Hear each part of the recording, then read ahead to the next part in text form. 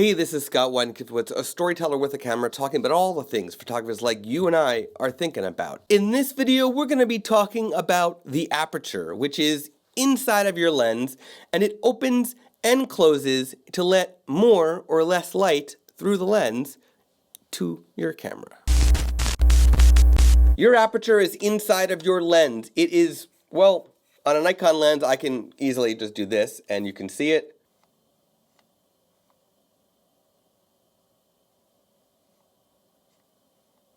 Now this lens in particular is a 20mm 1.8 lens. There really is no limit to how small or large an aperture could really be. What lens you buy, it actually does make a difference. If this lens can go as fast as 1.8, and by as fast I mean the aperture number is actually small. So the smaller the number, the faster the lens is as far as in low light. So at 1.8, it is actually going to let a ton of light through.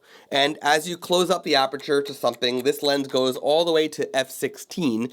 As you close up the aperture to f16, it means that it's going to let less light through that lens because the hole is going to be much, much smaller. 1.8, that hole is going to be quite large. Now there's a downside when it comes to aperture. Because for one thing, if you go to the smallest aperture that you have, on this lens, it's 1.8, and you go to that, or you go to the largest aperture, which on this lens is f16, you will not get the sharpest image that you would get with this lens.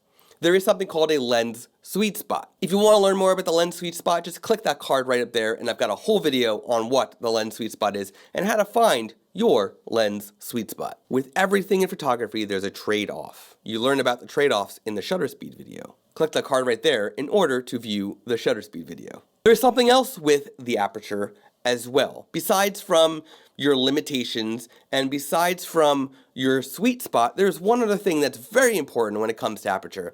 And that is, if you go to 1.8 on this lens, that means that your subject will be in focus and the background will be very blurry. You'll have a very shallow depth of field. But at the same time, the focus will be so pin sharp at 1.8 on whatever you're focusing on that if you're photographing a person at 1.8, most likely the eyeball will be in focus, but the nose, the chin, the mouth, the ears will all be out of focus. That's how shallow the depth of field can be with a lens like this. At something like 2.8, 3.5, or 4.0, at that aperture, you're more likely to have more in focus. At 5.6 or at f8, you'll have even more in focus. But then the background will not be as blurred as you might want. So that is a trade-off that you have to think about, is how your subject will be in focus as related to your background in focus as you vary your apertures. Now, when I'm photographing people, I'm typically around f4. When I'm photographing landscapes, or buildings, I'm typically at f8 or f11. Of course, this all depends on the lens as well. That's why I say to check out the lens sweet spot, figure out how your lens and your camera interact with each other at different apertures. Now, of course, as you open and close the aperture, it impacts what you have to do with your shutter speed.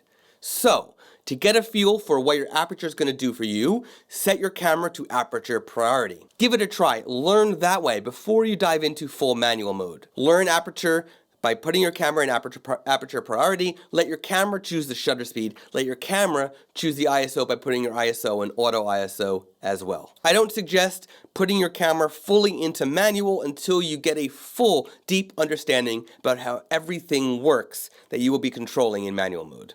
In the next video, I'm going to be diving into ISO, so stay tuned for that. Click the subscribe button below right now.